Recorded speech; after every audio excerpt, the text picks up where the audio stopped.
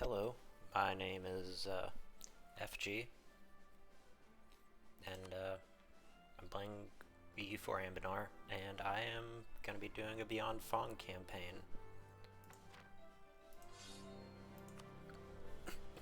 I apologize for any sort of low quality of audio. I'm using my just headset, and I've never recorded really anything before, so I apologize. Anyways, let's get to it. So this is Bianfang. Seated in the fortress city of Bianfang, the border lords have always proclaimed themselves to be the righteous guardians of all of Yanshen against the chaotic monks to the south and the monsters to the north. The pampered eunuch rulers of the east have always regarded them as mere authoritarian brigands running a protection racket along the upper Yanhe. In truth, centuries of constant skirmishing with surrounding powers and each other have forged the western Yanshen into a disciplined, highly regimented society. Everyone from the millet farmer to the decorated general understands their role in the rigid hierarchy. Those who break are swiftly and brutally dealt with. The individualistic monks of the Xianji and the indolent rulers of Yanshen may decry this style of rule as tyrannical, but it has allowed the West to weather storms of war that would have toppled lesser realms. In recent decades, the border lords have indeed become the storm cloud themselves, led by King Zinzulong. I apologize, I don't speak Chinese. Born in 1403 to a lowly district prefect, Long proved himself highly ambitious, strategic prodigy at the young age of 20 when he took charge of a campaign against Wudic men after the entire command staff was executed for treason. A sentence Long himself carried out. After a series of stunning victories, Bianfang annexed Dichka province in 1424. Delighted with the wild success, the Duke promoted Long to Marshal, the youngest to ever hold that office. Long followed this triumph with campaigns against the Vermilion Throne of Zhujiat, taking the province of Topayan and Jiangkongang, earning the epithet the White Dragon of the West, after he set the Zhujiat forests aflame. His star rose even further in 1430 when the childless Duke named Long his heir as he lay on his deathbed.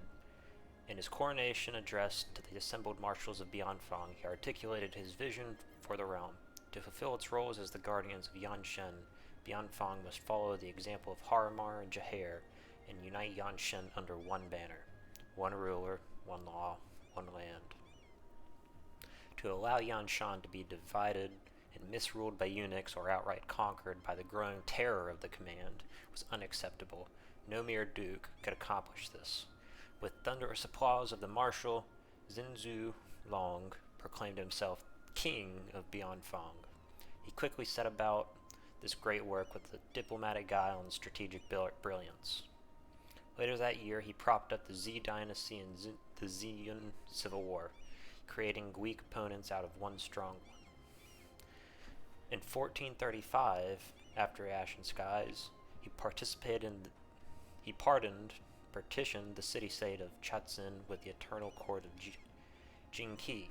He allied with Xinjiang in a joint conquest of Lamwun in 1438, only to promptly crush their armies and seize both realms from Bianfang in 1439, chanting, "Storm, storm, storm." The king's forces rout army after army in cascades of crossbow bolts and cannon fire. As 1444 draws to a close, the storm cloud of Bianfang is poised to roll over the land in all directions, from the White Tiger Fort of Hubao to the great temples of Tianlo. All shall know the iron discipline and fearsome thunder of the White Dragon. Disabling South Ayland here and South Sarhal. This is, if you are not familiar with the bitbucket build, it comes from the Anbennar Discord, and it has recently been updated with this wonderful screen, which allows you to disable regions. I'd highly recommend, unless you're playing in South Tier or as a colonizer, you always disable South Tier, as they don't have a huge amount to contribute sort of to the international scene. You really could disable more regions, but like the Forbidden Plains, but I feel that that can kind of be sort of, I don't know, whenever you discover stuff, it leaves the world empty, so I like to leave those on. I'll also actually disable the Deepwood. That doesn't do a huge amount, but it's something. Leaving Great Conquerors off because I'm a little baby bitch. You'll get a second of lag, and then it disables the regions that you have selected. So, basically, what is our starting position? We are Bianfang. We are the only real kingdom in most of Yanshen, which is fantasy, not China. To the north, we have the hordes of the Shuavush, who are basically the Manchus. They will be a threat, definitely in the early game. They conquer Daegun, and once they have roughly this area, they will form into their second formable. I just did a campaign with them, and they actually get significantly weaker when they do that militarily, but they become more stable. So they also have a ruler, the Kushengen Yugari Bagatun, who makes it just an absolute nightmare to fight, so you want to avoid them, although they will come down into this area with the Bikelings and into Jinki and Kuchiao, which is a relatively new addition to the starting screen. Our situation is this. We are Jiangzun. This is our capital of Bianfang. We are basically kind of shut in initially to really only expand this way. The command is fucking terrifying. They will usually conquer basically this right here, and then the Jiaken, who are the monks. And we really can't defeat them at the moment. They're obscene. They have high quality, and they have a huge amount of... they actually probably have the strongest starting army in terms of size and quality. These are all the Jiaken, the monks. They operate on the daimyo system, so if you attack one, you're attacking all of them. And it says 9,000, but that's what they actually look like, is more like 70,000. We have a relatively modest-sized starting army. Let me just add rivals real quick. And Zujut. We start allied to Jinyun, who we can vassalize actually relatively quickly, as long as we get royal marriage. This is our mission tree. This is really only the first step of it. We have a formable called the Imperial Yanshen. Nearly forgotten are the days when kingdoms reigned in Yanshen, the days of the legendary dynasty and heroes brought to an end by the hands of Haramar the Great. Though we were never fully united, the machinations of the Haramari and their eunuch officials served to partition us even farther. These petty disputes between eunuch lords and merchant princes have left the Yan weak and divided for too long. It is time for an emperor to be crowned and to guide our people into a bright and glorious future. So to do this, we would need to be Tech 7, we have to have 45 dev in our capital, and we have to hold 50 provinces in the Yanshen superregion, which is this. Aside from that, we have just the autocracy, which is different because most of these are republics. These countries right here are all actually allied to one another. These are the merchant, or not the merchant, the eunuch states. That's the situation with them. Jinqi are basically vampires, but Chinese vampires, so they steal qi instead of blood. But they are also eunuchs, so yeah, that's a thing. Over here we have more eunuchs, but these are our buddies.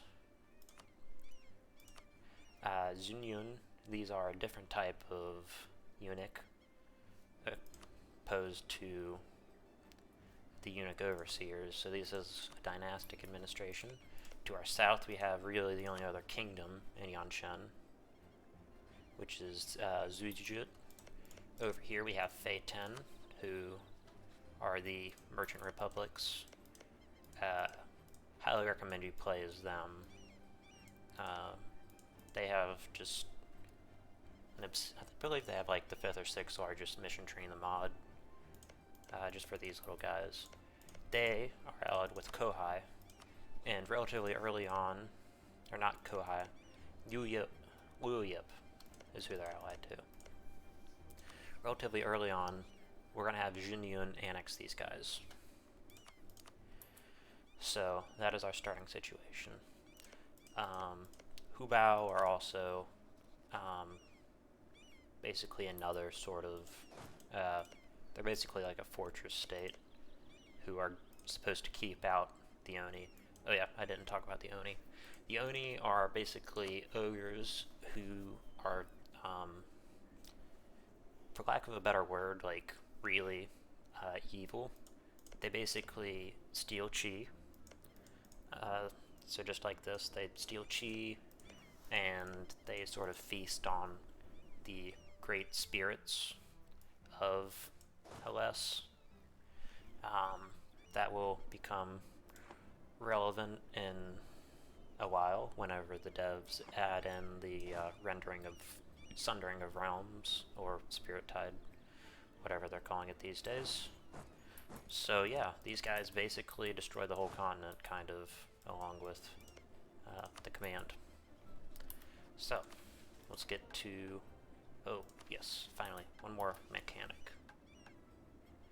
This is our unique mechanic called Tyranny, or Tyrant level. You have 3 levels of scaling amounts of tyranny. If you are absolutely ruthless, you will get the Ruthless Tyranny, National Unrest, Extra Discipline, minus War Score cost. If you balance it out, you get Advisor cost, Monthly Autonomy, and Yearly Absolutism. And if you're Benevolent, you get National Unrest, Monthly Autonomy, you get Extra Monthly Autonomy, and you get minus Years of Separatism. I believe that will eventually give you some sort of reward at the end when you expand your mission tree and conquer Tianla. At least that's how it worked with a similar system that Jiangxiang has. They're actually likely to be one of our rivals. Religiously, this is what the religion map looks like. We are High Philosophy. High Philosophy uses the Muslim scholar mechanic. Here we are. Where you can invite different scholars. I believe it's the Muslim mechanic. And religiously, we will probably end up allying after we get a few provinces with Demi-Jean who are, they have a mechanic that's slightly similar, but they are significantly less centralized, and there's a decent chance that they just end up collapsing, which is a mixed blessing for us. Now, on to different preparations. Okay, not going to do this right now. Yes, that is what we gotta do.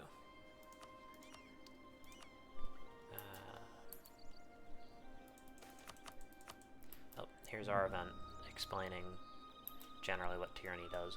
Our way of rule is strange to most Yan. The monks to our west and the decadent eunuchs down the river, the benevolent kings to our southeast, they all call us one thing: tyrants. Our administration is efficient, our armies are unmatched, and dissent is not tolerated. They do not understand that this is what the Yan need if they hope to survive the onslaught of the monstrous hobgoblin command. Yanshen needs an iron fist, unification, and firm rule. However, our alien spelling error. However alien our rule may have been to the locals, we must ensure their loyalty one way or another. An iron fist Yanshen shall have, but shall it wear a silken glove, or will it crush all dissidents ruthlessly underneath?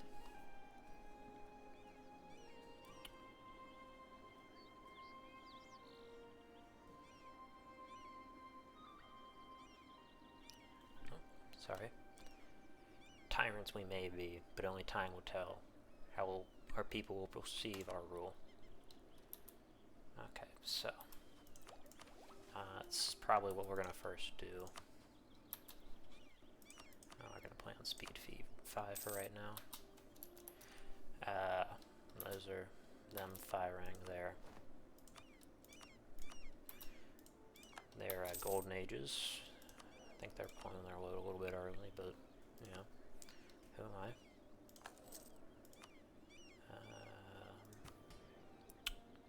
Oh yes. As far as estate-wise, we're just gonna go ahead and do the typical 1 mana to all the estates.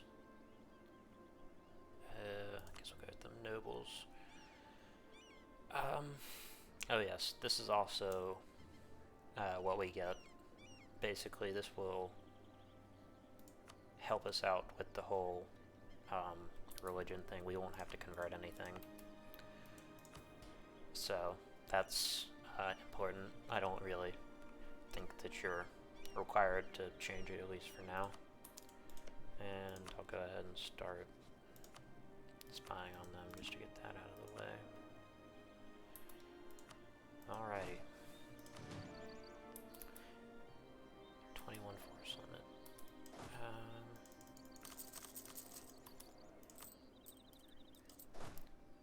I think that we do actually have missions that call for army professionalism.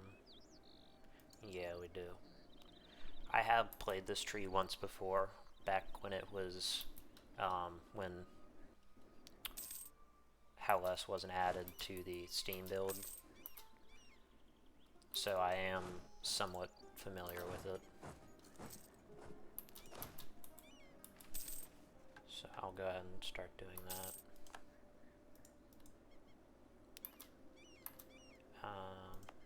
What provinces can we get? Oh.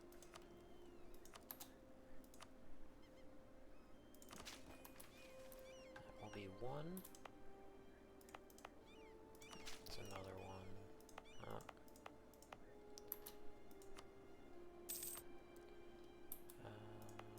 Yeah, we'll go ahead and do this one.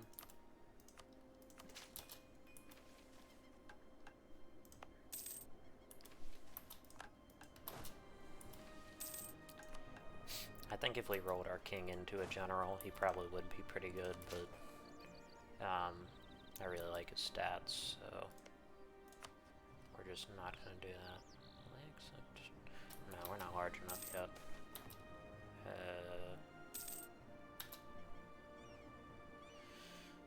I don't really care about the adventurers.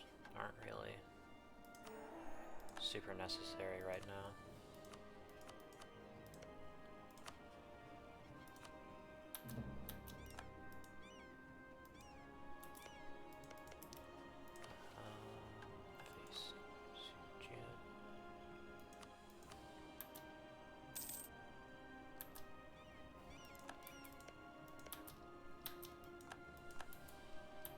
Yep, there goes Ozkajuma into Jinki. These guys get obliterated by basically anyone.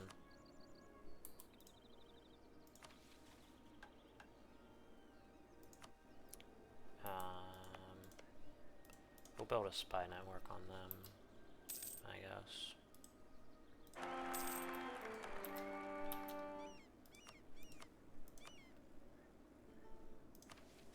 Is that?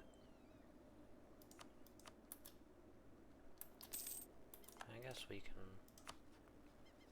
I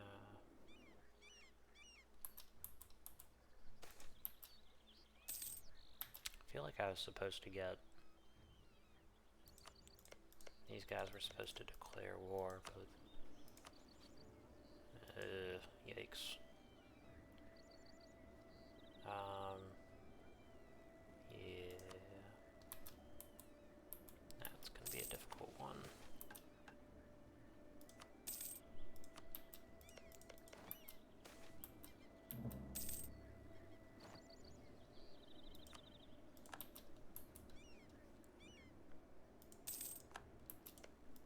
I really don't know how we're gonna handle that.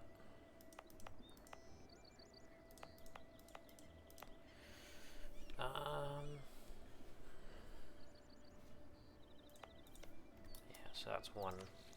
If I was playing by myself, I would have restarted already, but guess I probably shouldn't do that while people are watching. Okay.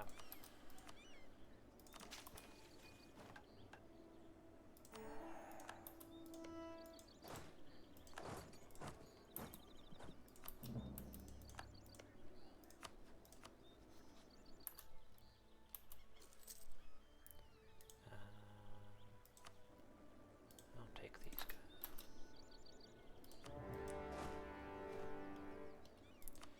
And just split.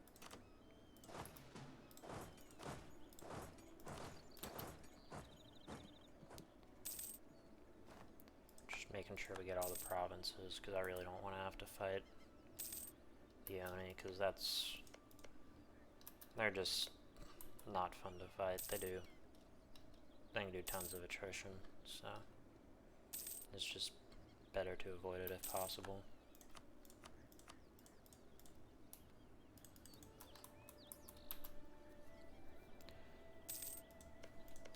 Are we at war with them?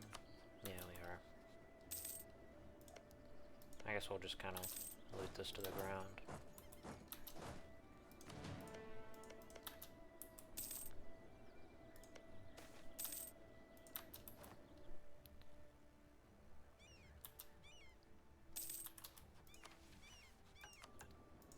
With a state down the Yan River. After these guys, we will move on to the eunuchs. They have a lot of men, but I'm not sure exactly why, but they just tend to get obliterated really easily. Do they have, like, morale? Oh, yeah, that might be it. Yeah, that would explain the yearly army tradition is not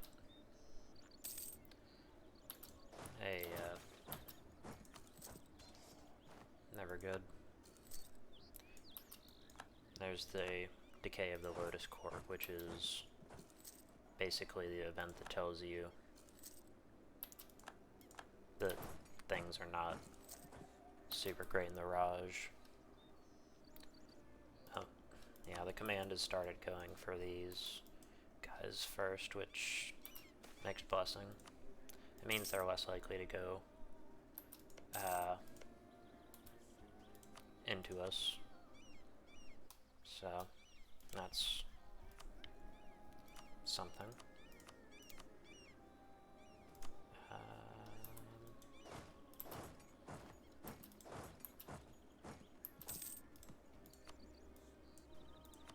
We'll probably just... Yeah, I'm just take that.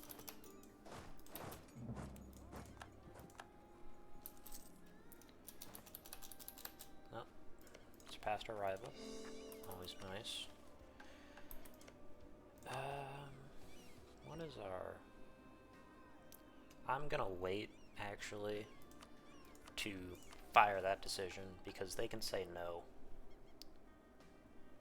which, you know, it'd be better if we could just get them without having to fight. A lot decaying, they shouldn't be too much of an issue, but you know, just better to wait a little bit. There goes the Eunuch League declaring on the vampires. So now I am left with a bit of a conundrum.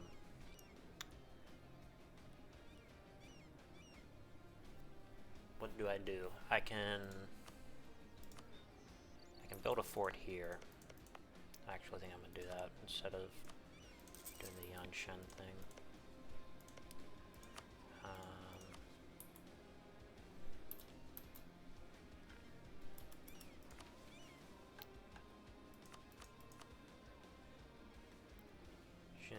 What of the following must be true? Subject is allied. Not.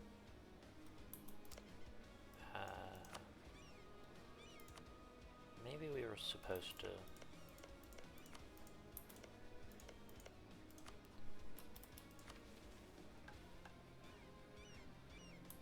I guess we weren't.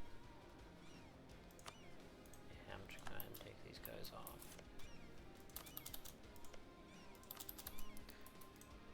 Okay, what are the manpower at? Yeah, prefer not to go after Azkajuma right now. So I guess for right now, I will just build spy network. And probably just drill.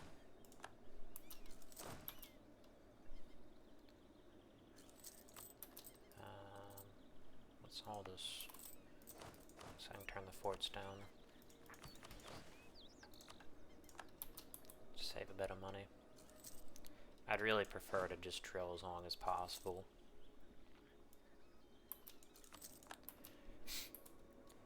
These guys are the shogunate, so they do tend to kind of slaughter each other. Who can we invite? They invite the Unbroken Claw.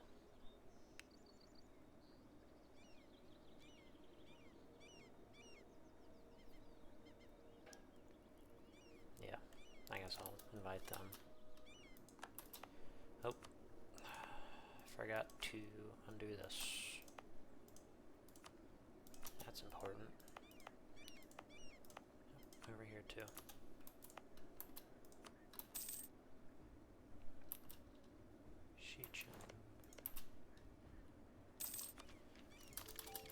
Go ahead and take tech. Looking like they've taken tech too.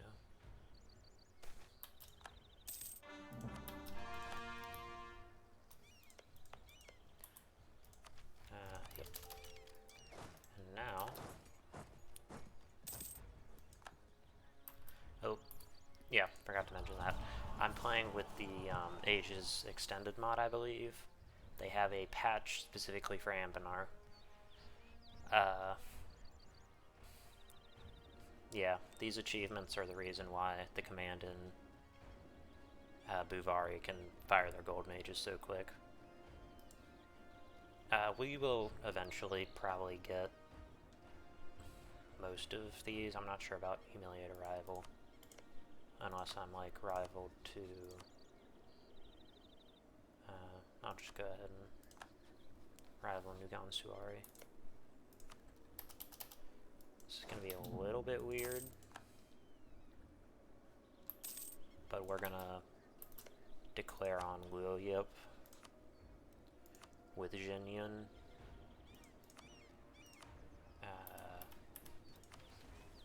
One king and Yanshen. Okay. Something you can keep in mind with Jinyun is you annex them, kind of spoilers, but you can't annex them as long as they're under 15 provinces. basically for free. So I'd suggest probably feeding them some of these Gangim provinces, just so you don't have to pay for them. So that probably means we'll go 1, 2, I got 4, 5, 6, 7, 8, 9, 10, 11, 12, 13, 14, 15. So yeah, I guess that 4, 5, 6, 7, 8, 9, 10, 11, 12, 13, 14. Unless it's, oh, it's less than 15 cities, so you can just go without giving them that, and just give them Fei 10, which is not insignificant size city.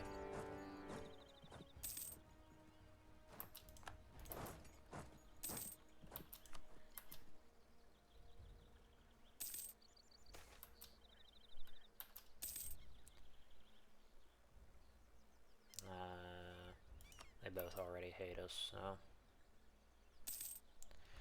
actually, for right now, I guess I can give them the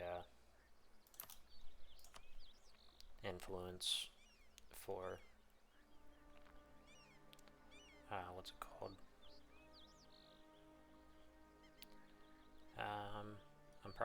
I might take that once the philosophers stop hating me so fucking much.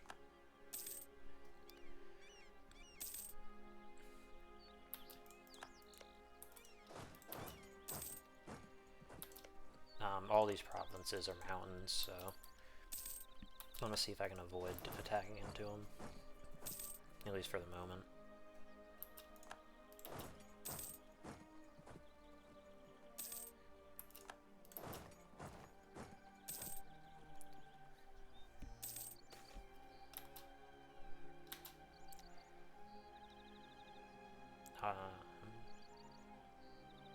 There's that. I guess I'll take... No, I took the middle option. These are kind of the kobolds. You'll get events for them. They're in most of the major cities, I think. The kobolds are kind of different because they're seen more positively in Yanshen, at least, compared to, for those of you who play the mod, the Dragon Coast, where the other major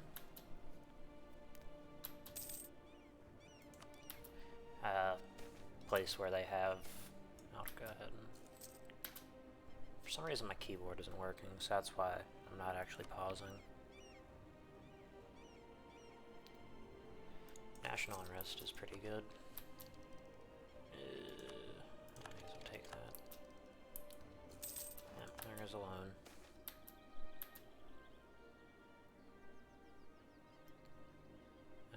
Do we need that much opinion? No. Actually, I guess I got to.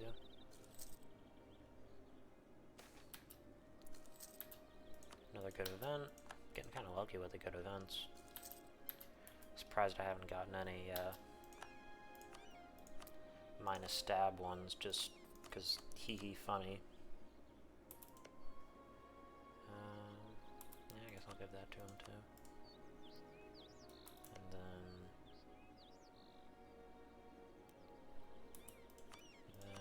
that. Nope. Well, I think, yeah, I still got the plus tactics on them, so I should be able to, yeah, there we go. Hey, they got him. There we go. All done.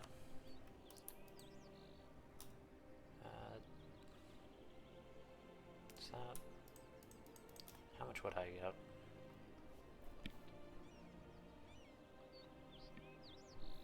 I'd get 47.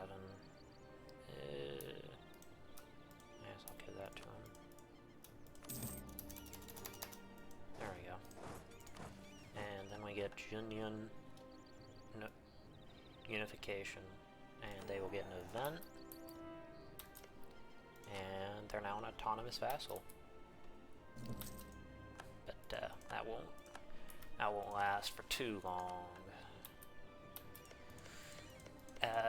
Yeah, for right now, actually I'm gonna do something. I've heard that this helps with telling the AI what you want.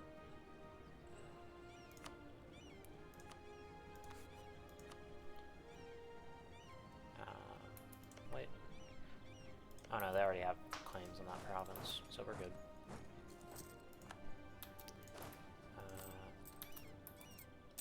Should be able to pay off that loan pretty dang soon, so that'll be good. This is an event. You should really take this. If you take the minus tech cost, I think you lose development in a city. I think it's supposed to be a joke about, like, developers, or mod developers playing map games, I believe. Go ahead and pay that off. That's obnoxious.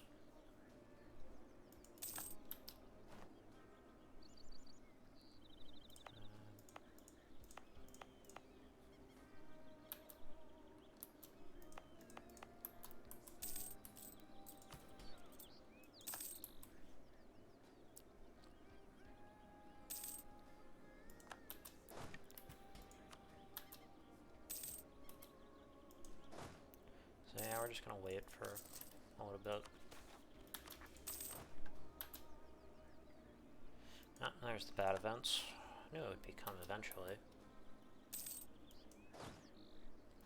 I want to get a few more infantry before I end up going to war with the League. I believe this is the Yanshen League. Might tell me in the missions.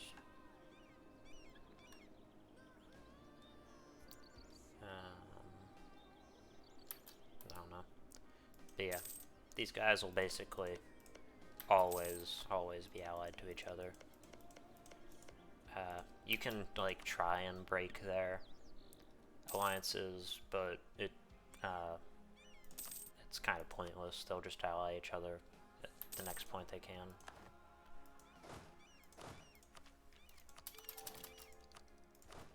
Yanshen levies.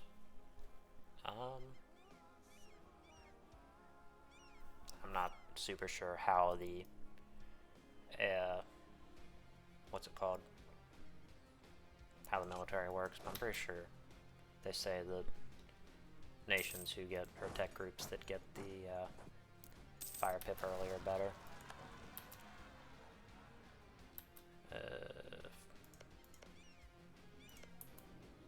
Who's next? This, next on the chopping block. Probably Anbennar, I guess. Yeah, like, even all these guys basically have, like, similar looking flags. They all have, like, characters on them. Never played as these guys. I think they each have their own little individual trees.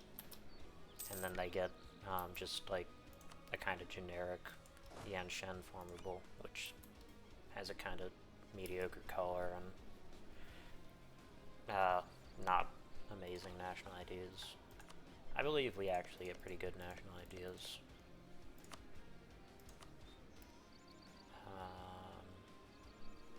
Is that Yingzhen?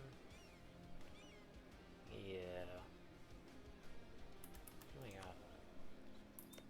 I'm just gonna take a save here.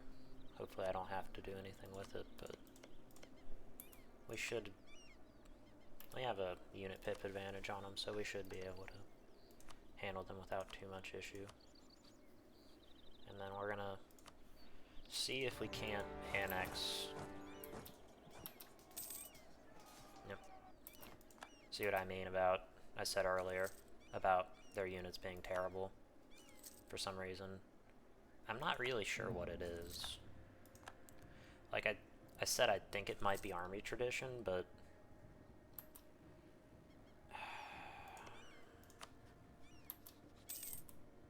probably gonna have to fight the Oni after this,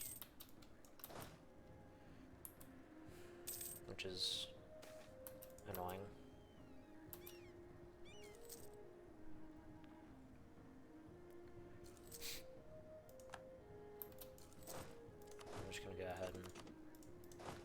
send a small detachment over here, just to kind of sit there. Okay, so we should be good as far as the Oni taking land now.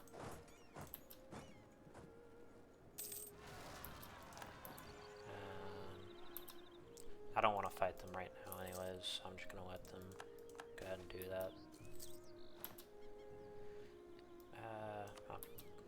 I hate that event, but I'll take the minus prestige. I guess I'll probably go ahead and turn off this fort then.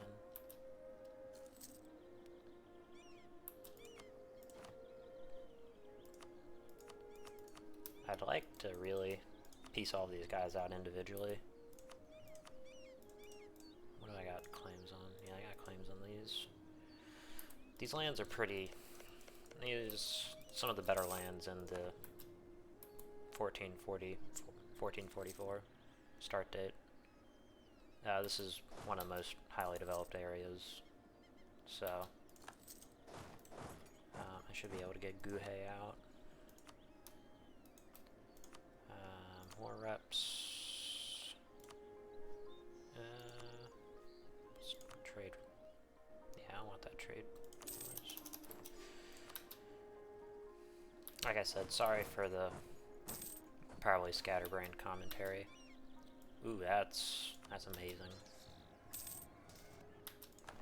So, looks like we're probably gonna go to war with our enemies, to the monks to the west, because if you've not played Anbennar, first of all, I don't know how you'd see this video, because only people who'd probably see it are people looking for Anbennar specifically. But yeah, powerful mage is just super broken. I'm kind of split on what ideas to take. We're gonna be conquering a lot, so admin's definitely gonna get taken eventually. But we also need to core stuff, and we're gonna be conquering stuff, so not sure about that. Obviously you want mill idea. Quantity is probably... Quantity wins war, quality wins battles. I think I've heard it been said. End ideas will probably be something like Diplo. I might take admin or quantity next. Flip around in those orders. After that, trade, pretty likely. And then offensive quality. And after that, it's kind of up in the air, but right now I'm gonna go ahead and take Diplo just for, you know, province war score cost, and basically everything is pretty good. This probably won't be a super vassal heavy game.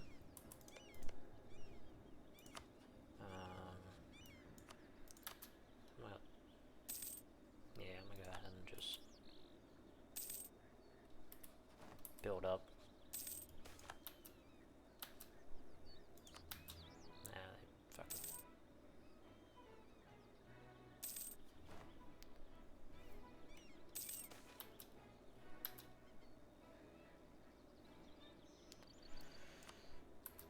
I don't know if we're really gonna have super great innovativeness this game, just because we are in Yanshen, so the odds of us getting, like,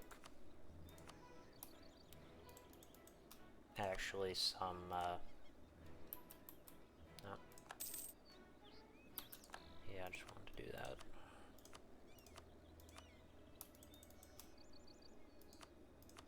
Yep. And then transfer trade. No, I don't want to do that. And then we will take all of that. As far as coalitions, it's nothing.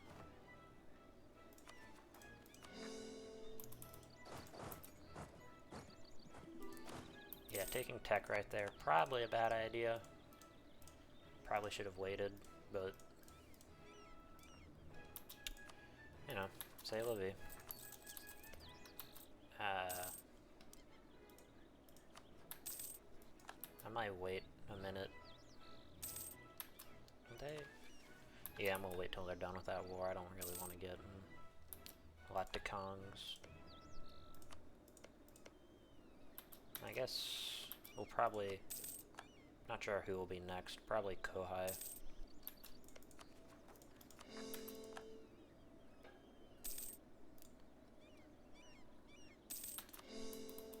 Actually, I think I get claims on Kohai, so.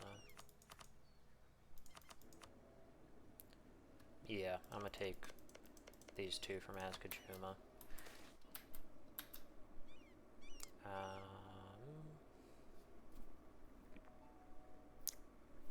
I really hate corruption, but I guess I'll take it.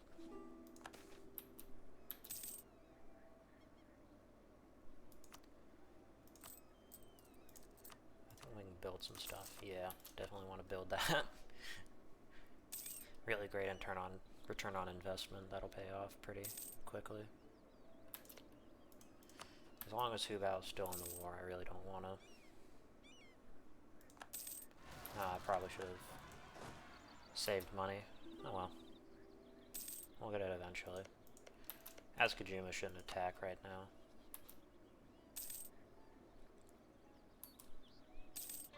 So we do have a little bit of time before that. I'm gonna actually turn up right now corruption. Yeah, that seems about good.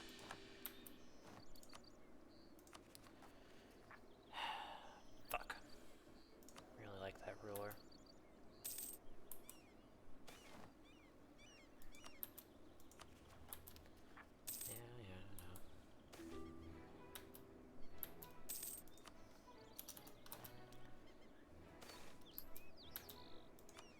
Bandits.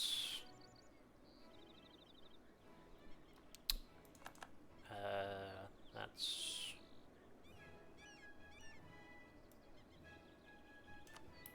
interesting. I guess I'll go ahead and take that then. Could have saved a few points by waiting, like literally 3 seconds, but never said I was great at the game. And yes, I don't want to pop that ability, or do that just yet, because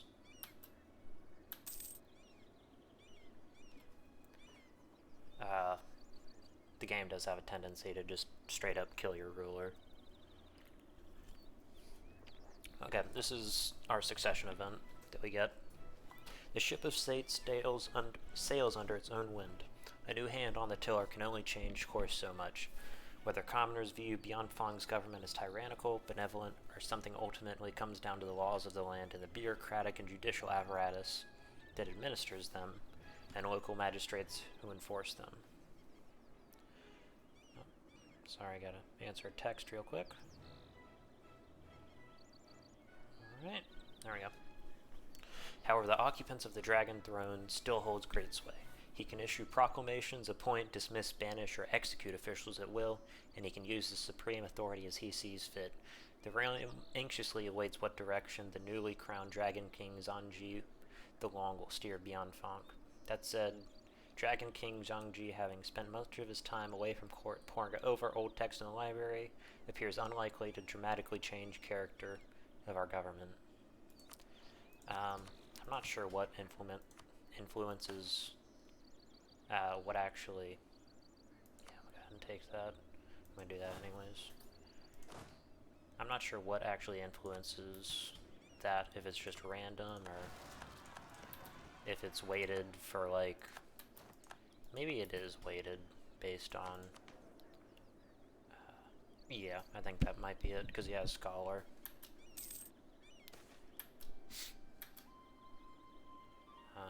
Oh, yeah, I forgot to look at his magic. Yeah, I guess. I mean, he has abjuration, which is something. I'll probably just study evocation. We should have him for a long time, so we should be able to get at least 1 or 2 amounts of research done.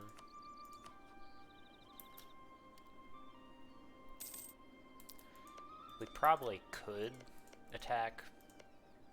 Do they have forts? Yeah, they actually have a fort here. We might be able to attack Azkajum if we called in Hubao, as I think they'd probably be likely to sit on this fort since I know that they desire it. So, and we could use that as an opportunity to like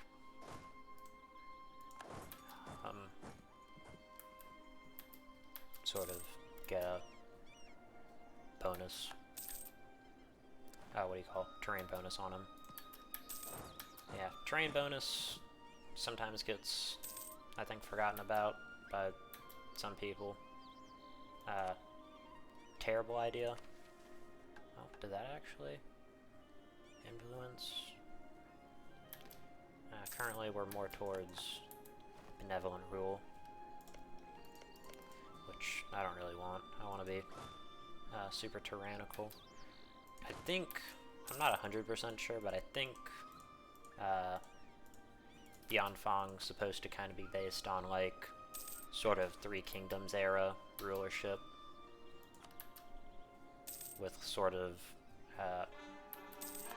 pretty authoritarian measures. So I think that's what it's based on.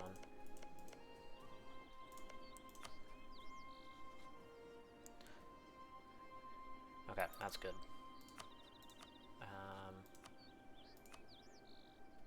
I'm actually gonna go ahead and do this. And I'm gonna go ahead and actually sit here. I don't...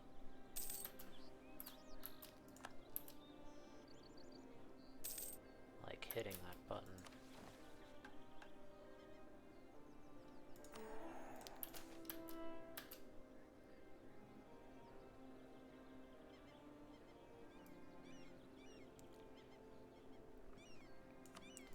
Okay.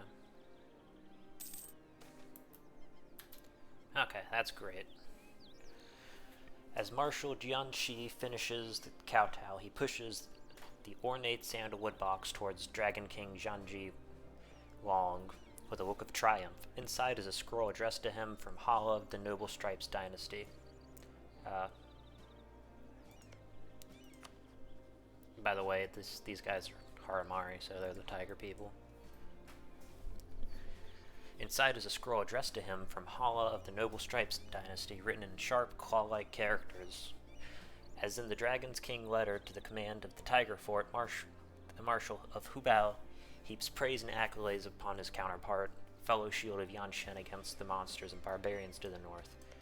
Like I said, these guys are basically formed to protect against the Oni. The Oni have basically been here forever. The command are very new. Yanshen's a very old place. Oni have been here since, like, for probably thousands of years at this point. Like, I don't think that even they know exactly how long they've been here. So they've always been a problem. And the reason why no one invades them, or really manages to invade them, is because, let me see, where is that? These are called the Demon Hills for a reason. Basically, worse than, like, basically like the Viet Cong. If you actually play as Azkajuma, you can get just obscenely high amounts of attrition and defensiveness. Like, I've played games where I've had, like, this fort be at like 150% defensiveness, and literally there's nothing that the command can do other than just fucking die. It's absurd. Hubao cannot reach its full defense. Like a coin defeated soldiers, purchase weapons, and make full repairs to the fort. poses the question of whether a generous benefactor could restore Hubao to its reputation as an impregnable fortress. Seeing through the flattering, pleasant falsehoods, Dragon King Zanji understands perfectly what it is required for Hubao's conditional obedience. Dispatching a courtier to make arrangements with the treasury for his bribe, Zanji I turns his attention to the Jianxi. The marshal has proven himself as a shrewd diplomat. Perhaps he could have been more useful sipping tea with foreign dignitaries than spilling blood on the battlefield. No. Yeah.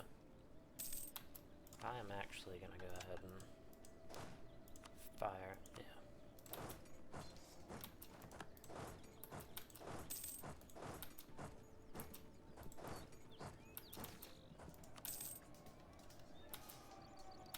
Yeah, that's kind of what a war wizard does. And let's see, is there actually any siege magic? Oh yeah, we got conjure an elemental.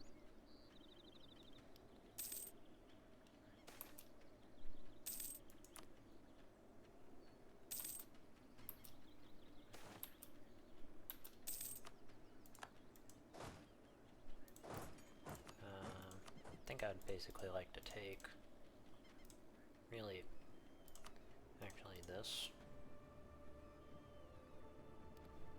We should be good.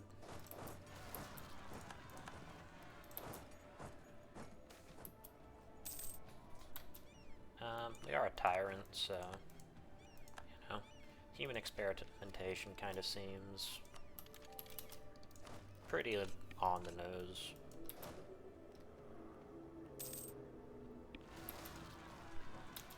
Ooh, we get... That's great.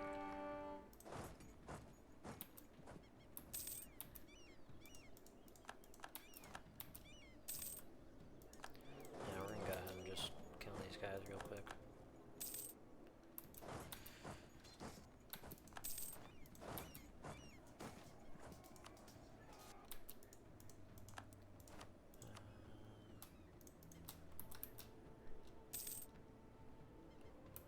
You fucking wait. This is gonna be a bloodbath. As long as we can get there before the fort flips, which, you know, given EU4's XCOM tendencies when it comes to percentages. Okay.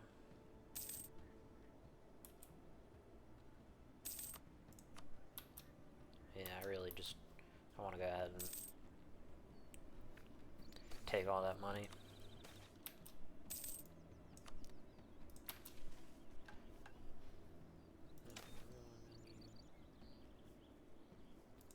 Abjuration, nope, not abjuration. Evocation. I'm trying to go for evocation since that's kind of just a sort of general war magic. This really isn't a nation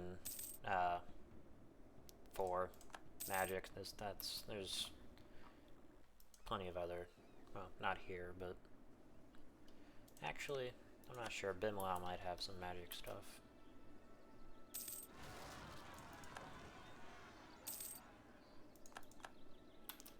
You wanna give up? Yep.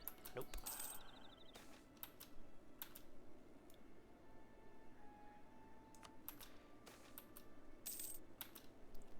Yep. Hell yeah.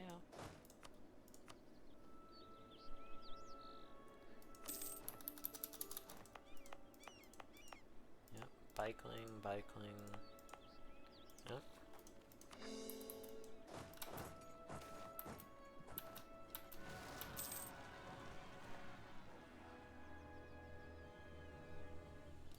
Oh well. As they say, you can't make an omelet without breaking a few eggs.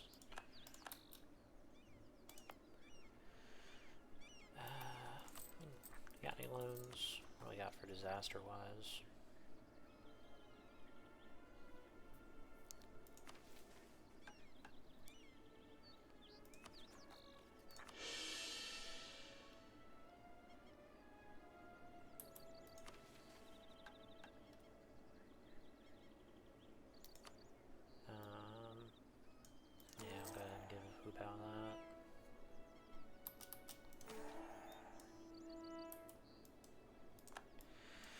Okay, so this is what we get for conquering Jiangqi. Courts of the Jiangxi. The Black Jade Citadel looms over Dragon King Zanji's the First war tent as 3 undead emissaries kowtow before him, representing each of the 3 Jiangxi courts.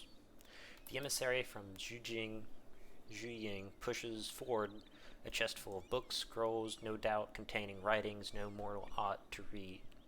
From Ji, their emissary bears an ornate porcelain and gold mask fit for a ruler of Zhanji the First stature, beautiful but disturbingly skull-like. The Shuyi have sent their emissaries with a divinely sharp jian, almost crackling with unseen dark energies. The 3 rulers of the night smile as Zhanji reaches out to take the sword, when his chief marshal intercedes, urging the Dragon King to not touch the weapon lest he be cursed and enthralled by the wicked Jiangxi. Knowing the man to be a zealous practitioner of the righteous path, he stays his hand and turns to look at his chancellor, who's eyeing the crate of books with envy.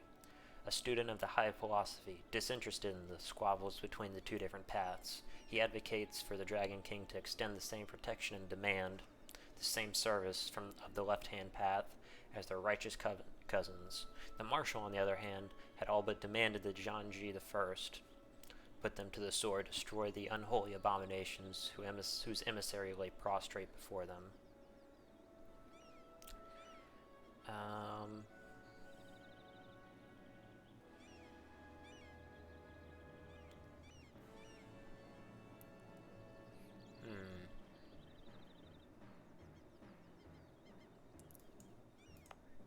You know what? Screw it. I like violence. I'm just gonna choose some violence today.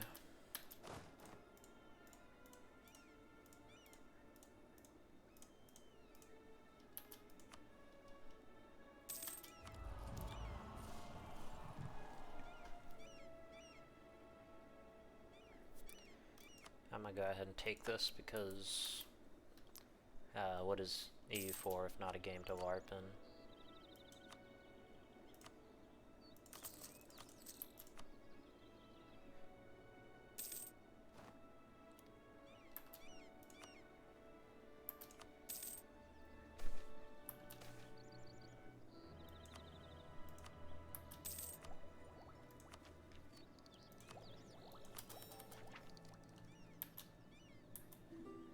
Oh yeah, I didn't ever take a look at our ideas.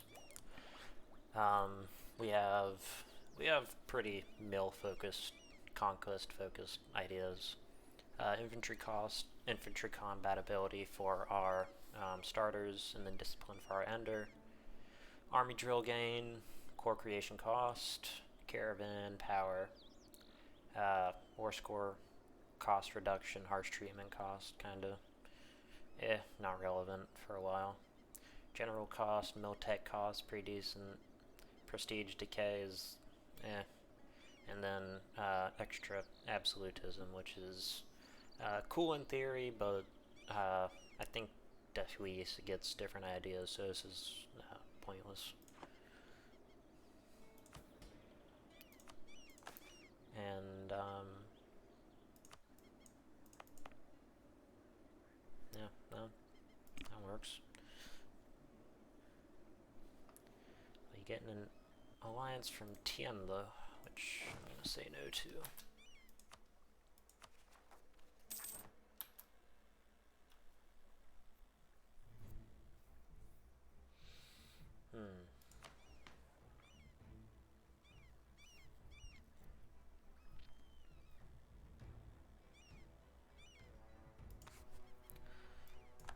This is Hellas unique reform, which is pretty good. Autonomy change is always great. Culture conversion cost is I'm not, that might be relevant for us later, I'm not sure. And then autonomy change cooldown is pretty good in the late game, or later. Yeah, I'll just take that. Well, recording's at an hour right now, so I guess I'll go ahead and cut it here. Appreciate watching, if you're watching at all. And next part will be recorded right after this, but people don't like to watch super long videos, so I'll go ahead and do that.